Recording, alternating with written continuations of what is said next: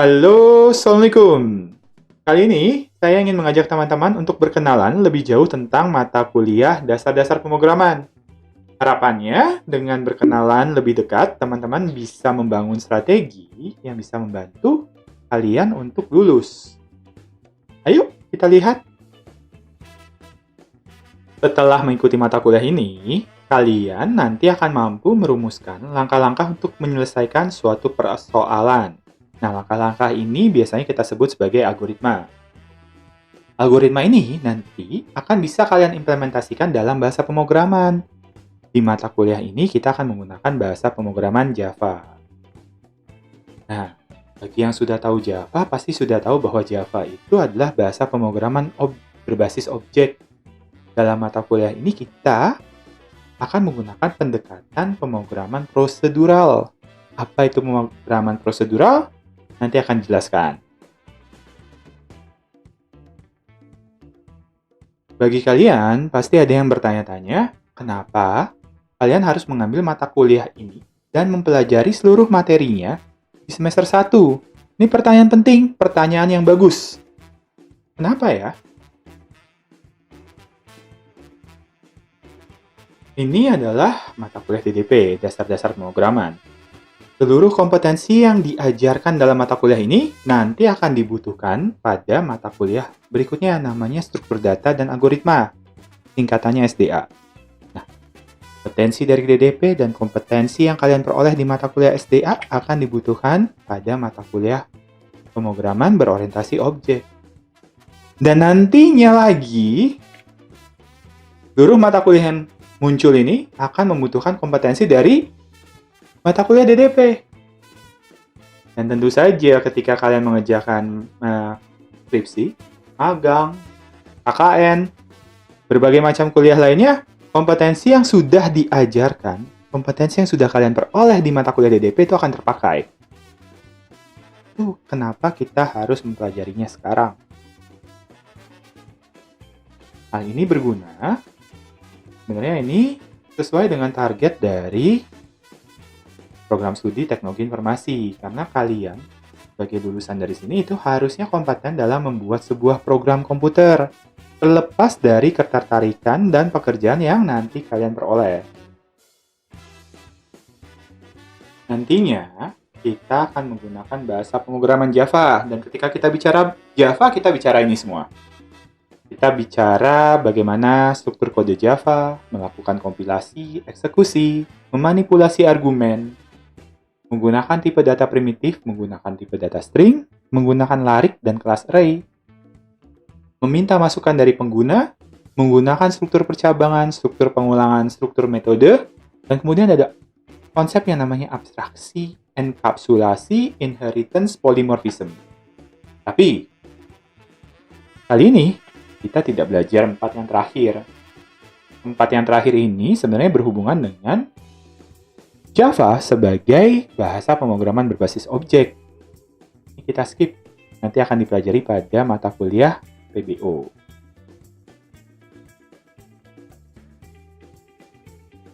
Pertanyaan yang paling penting bagi kalian sebenarnya adalah kenapa kalian harus mengambil mata kuliah ini dan mempelajari seluruh materinya di semester 1?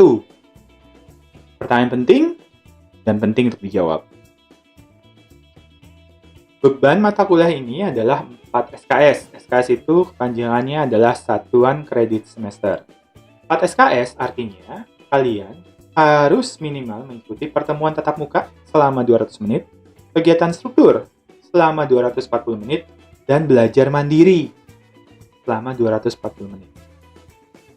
Bersama saya, beban kalian itu lebih enak diterjemahkan sebagai kegiatan sinkronus dan asinkronus. Kegiatan sinkronus itu artinya kita harus bertemu pada waktu yang sama, entah itu di kelas atau menggunakan pertemuan virtual seperti Zoom, Microsoft Teams, Google Hangout, Jitsi, masih banyak lagi.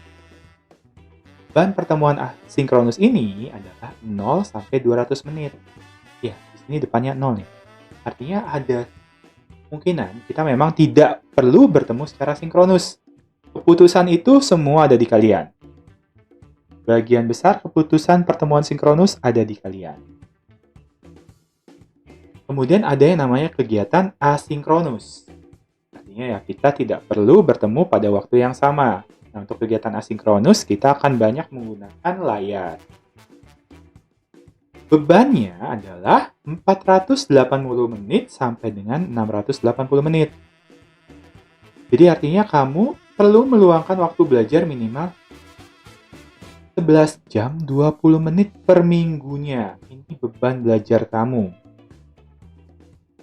Untuk mengikuti kegiatan belajar dengan lancar, kalian butuh perangkat keras dan perangkat lunak. Perangkat keras yang dibutuhkan adalah satu set komputer atau laptop, speaker atau headphone, mikrofon, webcam, dan akses internet. Nah, untuk perangkat lunaknya, kalian membutuhkan Java Development Kit version yang ke-13. Kita butuh yang version ke-13, khususnya untuk mata kuliah SDA yang berikutnya ya, biar kita tidak kerja 2 kali. Kemudian butuh text editor. Di sini saya merekomendasikan Notepad++. Butuh web browser. Saya merekomendasikan Google Chrome. Dan kemudian juga ada PowerPoint, ada Adobe Acrobat Reader, Microsoft Teams. Kita akan bertemu virtual dengan menggunakan Microsoft Teams, dan juga Discord. Kita akan menggunakan 2 media komunikasi utama, yaitu ada layar dan juga Discord. Layar akan digunakan sebagai tempat untuk memberikan struktur pembelajaran dan berkomunikasi dengan saya. Nanti kalian bisa menemukan forum untuk diskusi, tempat menyampaikan kritik dan saran, dan juga menyampaikan berbagai pertanyaan teknis. Kemudian, Discord itu digunakan untuk komunikasi dengan asisten mata kuliah. Kita akan memiliki asisten, asik kan? Kalian bisa mendiskusikan praktikum, tugas, ataupun materi yang kurang dipahami melalui Discord. Silakan dimanfaatkan kedua media ini dengan maksimal. Pada masa kuliah ini kita masih punya yang namanya presensi, kehadiran belajar. Pada mata kuliah ini, kehadiran belajar kalian hanya akan dilihat secara kognitif. Artinya, kalian baru dianggap hadir belajar setelah berhasil mengerjakan latihan teori dan praktikum dengan nilai minimal 70 poin. Harus mencapai 70 poin minimal. Latihan teori dan praktikumnya bisa dikerjakan berkali-kali. Ini artinya apa? Artinya, kalian tidak perlu lagi hadir dalam pertemuan sinkronus, baik yang tatap muka di kelas maupun yang secara virtual. Itu tidak penting lagi untuk presensi. Kehadiran di pertemuan sinkronus murni kalian ingin belajar dan ingin berdialog secara sinkronus dengan saya. Latihan teori dan praktikum nantinya akan mempengaruhi nilai akhir kalian. Masing-masing memiliki bobot 15%. Nilai akhir kalian juga akan dipengaruhi apakah kalian mengerjakan tugas dengan baik apa tidak.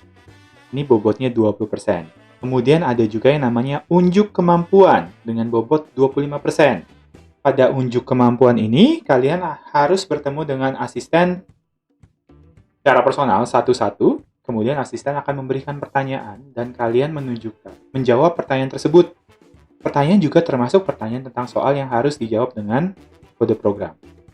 Tujuan unjuk kemampuan ini memang kalian pameran ke asisten bahwa kamu sudah kompeten dalam melakukan sesuatu. Entah itu membuat program dengan berbagai macam tipe data, atau membuat program dengan struktur percabangan, atau juga dengan struktur pengulangan.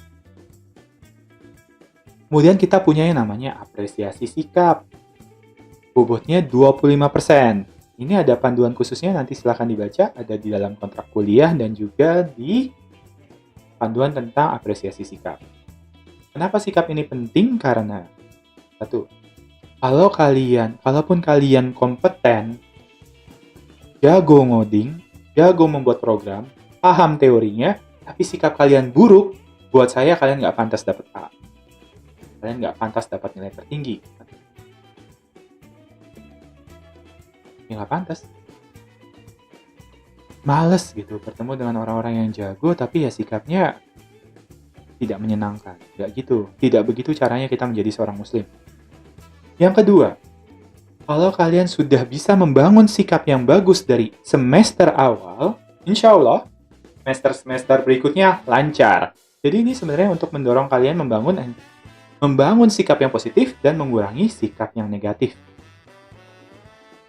Dan semua ini nanti akan dilakukan secara terbuka. Kalian bisa memonitor mutasi, perubahan, apresiasi poin sikap kalian nih dalam bentuk poin di layar. Apresiasi sikap ini, nilai tertingginya adalah 100 dan nilai terendahnya tidak ada, jadi bisa minus. Kalian akan mulai diberikan nilai sikap sebesar 50 poin. Kalau kalian bertindak tidak seperti seorang muslim atau tidak seperti seorang muslim dan akademisi, poin sikap kalian akan berkurang. Pada prinsipnya begitu. Tapi kalau kalian melakukan hal-hal yang positif, berperan sebagai partisipan atau asisten peneliti, konsisten dalam mengerjakan berbagai kegiatan belajar, latihan, tugas, kuis, refleksi, berpartisipasi dalam lomba, internal atau eksternal, ikut sebagai asisten mata kuliah, penelitian atau relawan bencana, berpartisipasi dalam kegiatan positif lainnya, atau termasuk nih, mampu mengetik dengan kecepatan minimal 50 WPM. Kalian tuh akan mendapatkan apresiasi dalam bentuk poin sikap, nilainya akan nambah. Bagi kalian yang bisa mengetik minimal 50 WPM, akan menerima apresiasi sikap sebesar 20 poin. Bagaimana kalian bisa menunjukkan ini ya? Kalian harus bicara dengan anggota tim Typekey atau asisten saya. Saya hanya menerima laporan dari mereka. Kenapa kemampuan mengetik ini jadi penting? Karena tugas kalian nanti adalah membuat kode program. Kalian harus ngetik. Nah, sembari kalian berpikir bagaimana mencari solusi dari suatu masalah, masa kalian harus disibukkan dengan mencari di mana huruf Y, di mana huruf P, di mana huruf Z. Lebih baik otak kalian itu memang difokuskan hanya mencari solusi, bukan mencari huruf di keyboard. Ketika kalian melakukan plagiarisme, copy and paste, untuk kegiatan belajar apapun dalam mata kuliah ini, otomatis nilai kegiatan tersebut akan jadi 0. Dan kalian akan mendapatkan pengurangan poin sikap sebesar 20. Pada prinsipnya, ketika saya atau asisten curiga kalian melakukan plagiarisme, otomatis kalian akan mendapatkan nilai 0. Kalian akan diberikan kesempatan untuk membuktikan sebaliknya, itu ada mekanismenya. Untuk beberapa kasus seperti tugas, kita akan menggunakan yang namanya LARON. LARON ini memang program yang didesain sendiri oleh program studi teknik informatika. Dengan LARON, kita bisa mendefinisikan tingkat sensitivitas yang berbeda-beda ketika kita memeriksa kemiripan solusi dari tugas kalian. Nah, di sini diperlihatkan tugas 1 sampai 5 tingkat sensitivitasnya segini. Tugas 6 sampai 10 lebih tinggi lagi. 11 sampai 13 lebih tinggi lagi. Pada mata kuliah berikutnya jauh lebih tinggi lagi tingkat sensitivitasnya. Nah, semakin sensitif LARON, maka akan semakin mudah LARON untuk menilai bahwa satu program dengan program yang lainnya memang sama. Detail rencana pembelajaran selama 1 semester mata kuliah ini dapat dilihat di layar pada dokumen yang bernama Rencana Pembelajaran Semester. Ini bisa kalian lihat sendiri ya. Jika kalian memiliki komentar, kritik, atau saran untuk peningkatan kualitas pembelajaran mata kuliah ini, kalian bisa sampaikan melalui kegiatan yang namanya kritik atau saran, adanya di layar. Apapun yang disampaikan di sini sifatnya akan anonimus, saya tidak tahu siapa pengirimnya. Jadinya, tidak akan ada dampak nilai terhadap apapun yang kamu tuliskan di sana. Oke, ini tempat bebas.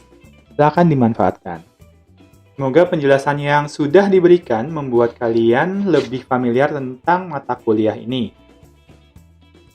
Selamat belajar, selamat bersenang-senang, dan sampai jumpa di video berikutnya.